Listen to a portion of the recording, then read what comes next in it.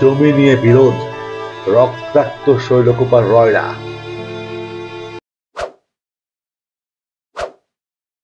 রয়রা গ্রামে জমি নিয়ে বিরোধের জেরে ধরে দুপক্ষের সংঘর্ষে অন্তত 15 জন আহত হয়েছে।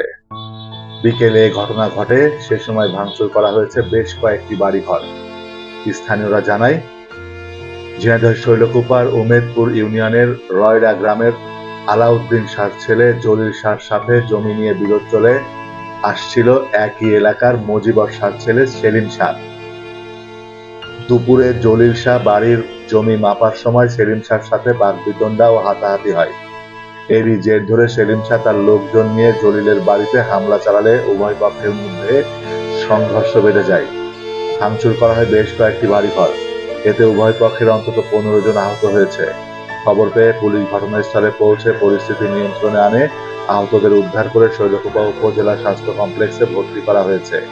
শৈলকুপা থানার ওসি মাসুম খান বলেন, জমি নিয়ে বিরোধের জেরে এই ঘটনা ঘটেছে।